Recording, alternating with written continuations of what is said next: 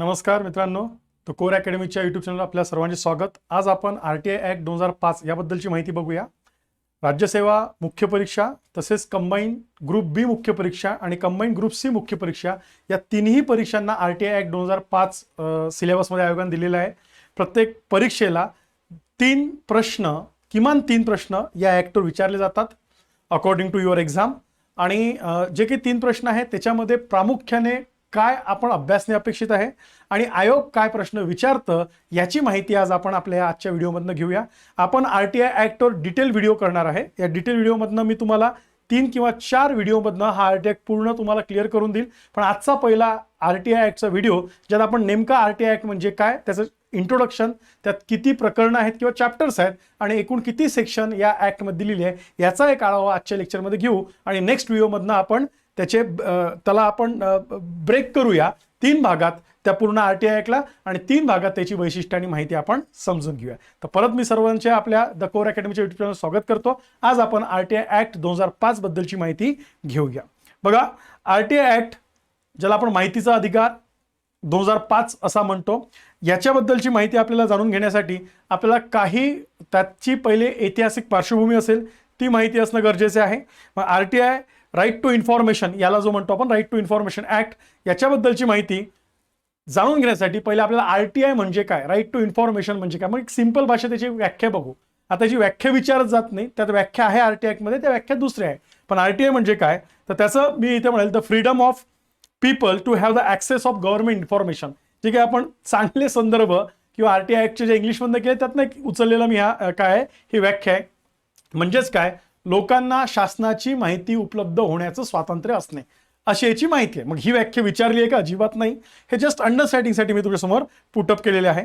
किंवा एक आपण जे यशदाचं गव्हर्नमेंटचं म्हणजे यशदाचं आपल्या पुस्तक आहे, ते पुस्तकातला पहिला कोट आहे, हा गांधीजींचा कोट आहे जो या ॲक्टबद्दल दिला आहे। त्यात गांधीजींचं असं म्हणणं होतं किंवा म्हटलेलं असं आहे गांधीजींच्या त्या कोटमध्ये, काही मुठभर लोकांच्या हातात सत्ता देऊन खरे स्वराज्य साकार होणार नाही, तर सत्तेचा दुरुपयोगाला विरोध करण्याचे सामर्थ्य सर्व जनतेला प्राप्त होईल तेव्हाच खरे स्वराज्य येईल, अशी त्या पुस्तकाची सुरुवात आहे।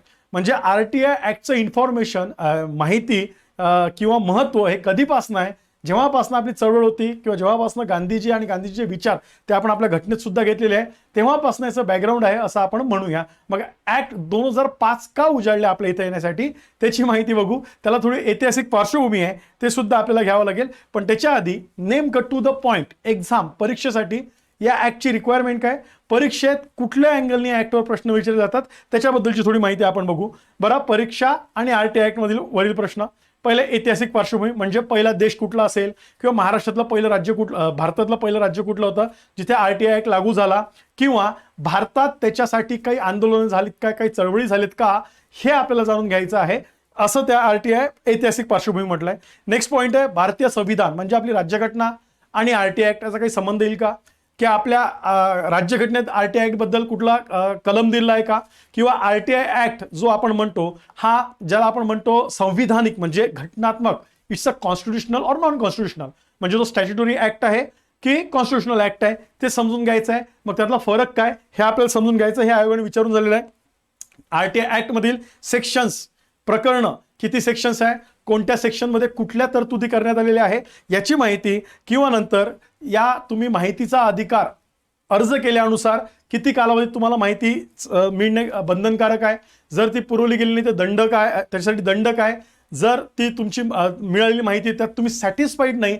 तर ती अपील, पहिली अपील कोणाकडे करायची, दुसरी अपील, मग अपीलीय अधिकारी कोण आहेत याच्या संदर्भात सर्व माहिती, किंवा मग मुख्य आयुक्त, माहिती आयुक्त भारताचे असेल किंवा महाराष्ट्रासाठी असणारे किंवा राज्यांसाठी राज्य माहिती आयुक्त असेल त्यांच्याबद्दलची रचना, त्यांच्या तरतुदी, कसं करण्यात आलं, त्याची नियुक्ती, त्यांची निवड कोण करतात, अशी सर्व माहिती आयोगाने आतापर्यंत काय केली आहे विचारून झाली। आणि RTI ॲक्टमधून सूट असणाऱ्या संस्था, फॉर एक्झाम्पल आपल्या डिफेन्स फोर्सेस आहेत, यांना RTI ॲक्टमध्ये यांचा समावेश होत नाही, त्यांना माहितीच्या अधिकाराखाली येत नाही, मग याचेही प्रश्न विचारून झाले। मग अशा सर्व प्रकारचे, आणि आता 2019 मध्ये जो काही आपण RTI ॲक्टमध्ये थोडाफार बदल केलेला आहे तो बदल नेमका त्या अमेंडमेंट्स कोणत्या आहे अशाच अँगलनी आयोग काय करतं, या RTI ॲक्टवर आतापर्यंत आयोगाने प्रश्न विचारले। म्हणून मी प्रत्येक वेळेस सांगत असतो की अभ्यास करताना तुम्ही जो डेटा किंवा कंटेंट वाचणार आहे तो कंटेंट कुठल्या अँगलने विचारणार आहे आयोगाचे रिक्वायरमेंट्स आणि स्कोप्स हे समजलं की मग आपल्याला काय कलेक्ट करायचं ते समजतं त्या कंटेंट मधलं,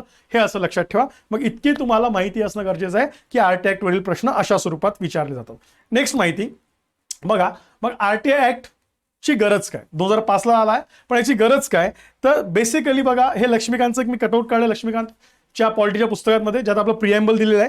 ते प्रिएम्बलची सुरुवात काय म्हटलंय आपण, we the people of India. We the people म्हणजे आपलं जे काही हे आहे राज्यघटना, ती आपण तयारच करताना आपण असं निर्देश केले आहे की आम्ही भारतीय लोक स्वीकारलाय, भारतीय लोकांनी तयार केलाय.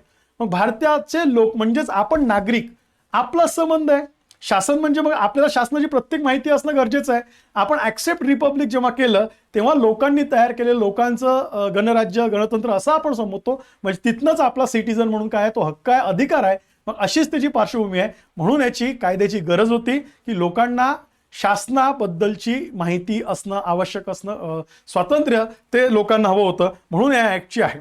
मग बघा, याची ऐतिहासिक पार्श्वभूमी काय, त्यात सुप्रीम कोर्टाचे काही निकाल आहे, ती त्याची हिस्टॉरिकल बॅकग्राऊंड आहे, जिथून आपले आंदोलन सुरू झाले की सुप्रीम कोर्टाने वेळोवेळी सांगितलं की आरटीआय ऍक्ट हा फंडामेंटल राईट्सचा भाग आहे का. मग यात काही केसेस दिलेले, 1975 असेल, 82 असेल, 1986ची केस असेल, या सर्वोच्च न्यायालयाने असं नमूद केलंय की माहितीचा अधिकार हा मूलभूत अधिकाराचाच भाग आहे, की freedom of speech and expression article 19(1)(a) मध्ये त्याचा समावेश होतो. आणि असंही सुप्रीम कोर्ट म्हटलं की जोपर्यंत लोकांना तुम्ही माहितीचा अधिकार देत नाही तोपर्यंत आर्टिकल 19 हे तुम्ही फुल्ली एन्जॉय करू शकत नाही, म्हणजे लोक एन्जॉय करू शकणार नाही. म्हणून सुप्रीम कोर्ट वेळोवेळी दाखवत गेलं.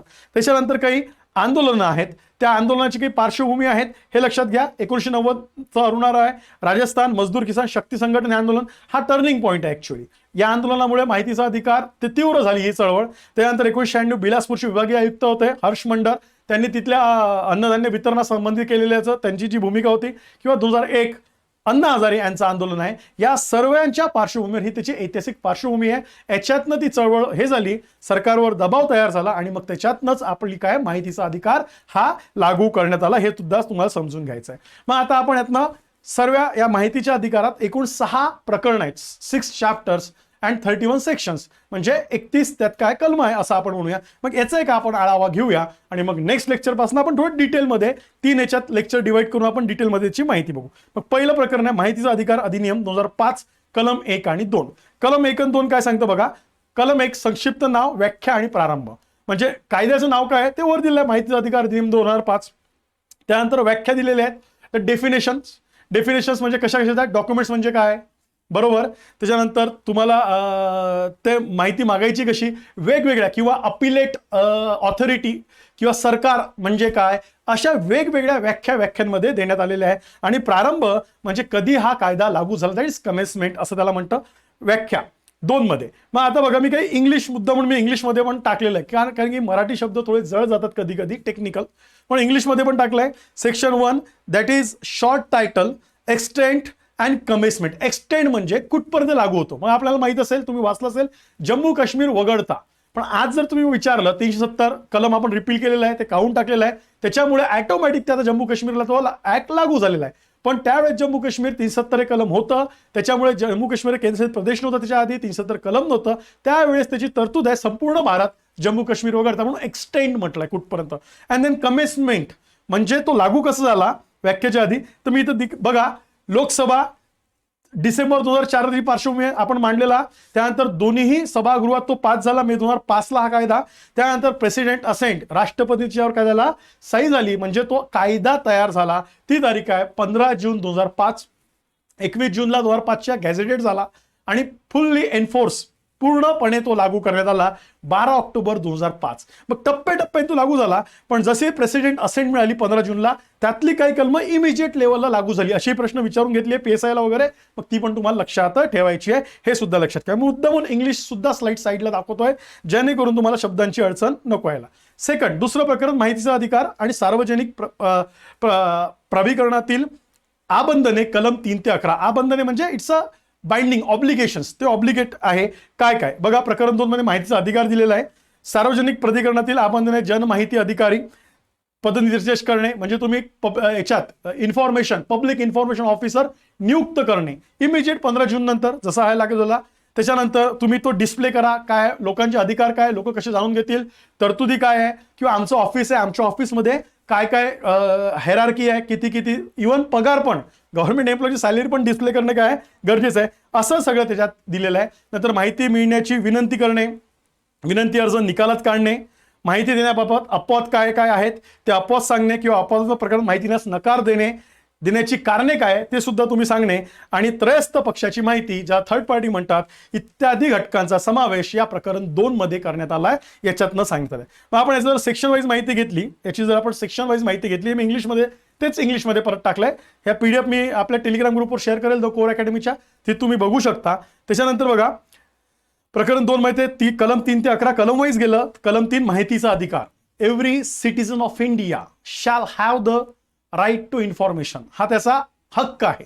It's a legal right, statutory right. पण कलम 3 मध्ये हा प्रश्न पळून गेलाय, कुठल्या कलमात सांगण्यात आलेला आहे या RTIच्या की नागरिकांचा हक्क आहे, कलम 3 मध्ये हे लक्षात ठेवायचं आहे. देन कलम 4 सार्वजनिक प्राधिकरणातील बंधने, obligation, each and every public sector government मधले ज्या ऑथॉरिटीज आहेत त्यांना हा कायदा लागू, त्याचे नियम पाळणे हे त्यांच्यावर ऑब्लिगेशन्स आहे, बंधनकारक आहे, असं त्यात दिलेलं आहे. 5, तुम्ही तुमच्या ऑफिसमध्ये जनमाहिती अधिकाऱ्यांची नेमणूक करणे, निवड करणे गरजेचं आहे. त्याचं नाव डिस्प्ले करणे, कुठल्या टेबलला तुम्हाला माहिती मिळेल ते सुद्धा याच्यात आवश्यक आहे. नेक्स्ट आहे माहिती मिळण्याकरिता विनंती. ती विनंती कशी करायची, लेखी करायची, त्याचा शुल्क काय आहे, कोणाकडे करायची, ती सुद्धा माहिती. विनंती अर्ज निकालात काढण्याचे बाइंडिंग आहे, 30 दिवसात तुम्ही निकालात काढलं पाहिजे. कलम 7 अंतर्गत प्रश्न दाखवेल मी तुम्हाला, शेवटी मी तुम्हाला प्रश्न पण दाखवतो की कसे प्रश्न आयोगाने विचारलेले आहे. मग अशी सर्व माहिती याच्यात दिलेली आहे. कलम 8 मध्ये माहिती देण्याबाबत अपवाद, 9 मध्ये सुद्धा अपवाद, काय काय अपवाद आहे ज्याची माहिती देऊ शकत नाही because of the security, integrity of the nations, असे काही कारण आहे त्याच्यामुळे ती माहिती देत नाही. त्याच्यानंतर असेल तर ते म्हणजे प्रकरण 3 केंद्रीय माहिती आयोगात. प्रकरण 3 काय, केंद्रीय माहिती आयोगात सेंट्रल इन्फॉर्मेशन कमिशनर, त्याच्याबद्दल दिलेलं आहे, किंवा कमिशन असं मी म्हणेल. त्याचे कलम आहे 12 ते 14. मग बघा, या प्रकरणात केंद्रीय माहिती आयोग, मुख्य माहिती आयुक्त, त्यांची निवड, पात्रता, काढून टाकायची पद्धत काय, रिमूव्हल, याच्याबद्दलची माहिती आपण त्याच्यात दिलेली आहे आपल्या या RTI ऍक्ट मध्ये. आणि नेक्स्ट त्याच्यात जर हे केलं तर 12 केंद्रीय माहिती आयोग घटित करणे. मग घटित करणाऱ्याची निवड समिती कोण असतं, पंतप्रधानाच्या अंडर होतं, त्यात तिघांचा समावेश असतो. त्यात तिघं म्हणजे कोण असतात, माननीय पंतप्रधान असतात, विरोधी पक्षाचे नेते असतात, आणि पंतप्रधानांनी नामनिर्देश केलेले कॅबिनेट मिनिस्टर असतात. आणि या तिघां मिळून जे रिकमेंडेड करतात त्यांनी रिकमेंडेड केलेल्यांची नियुक्ती कोणाच्या होते, राष्ट्रपती थ्रू होते. पदावधी आणि सेवेच्या शर्ती, कालावधी किती होता, आधी तो 5 वर्ष फिक्स होता, त्यानंतर एज दिलं होतं, आता त्यातला तेच अमेंडमेंट 21 मध्ये केली, तर त्याचा depend on the central government, ते will decide by the central government असं म्हटलंय. केंद्र सरकार ते डिसाईड करणार आहे. राज्य माहिती आयुक्त आणि केंद्रीय माहिती आयुक्तांचा कालावधी ही 2019 ला झालेली नवीन अमेंडमेंट आहे, हे लक्षात घ्या. आणि सेवा शर्ती किंवा मग त्यांचा कालावधी असेल किंवा त्यांचे रेम्युनरेशन ज्याला आपण म्हणतो त्यांचे वेतन असेल, हे सुद्धा केंद्र सरकारचा आता अधिकार नवीन झाला, ते आधी फिक्स होतं, ते आता बदललेलं आहे, हे सुद्धा लक्षात घ्या. आणि 14 मुख्य माहिती आयुक्त किंवा माहिती आयुक्तांना पदावरून दूर करणे. मग दूर करण्याची कारण काय आहे, त्यांना दूर कोण करणार, काढणार कोण, प्रेसिडेंट काढणार, बाय कुठल्या ऑर्डरनी काढणार, आणि त्याची इन्क्वायरी वगैरे कशी असणार, या गोष्टींचा समावेश करण्यात आलेला आहे. मग तेच constitution of central information commission, term and office and the condition of services, हे सगळं दिलेलं आहे. नेक्स्ट प्रकरण 4 राज्य, आता केंद्र झालं, राज्य माहिती आयोग, कलम 15 ते 17 सेम तेच टायटल आहे, फक्त राज्य करून आणायचं आहे, लक्षात घ्या. बघा, या प्रकरणात राज्य माहिती आयोग, त्यांची निवड, पात्रता, काढून टाकायची पद्धत, याचा समावेश करण्यात आलेला आहे.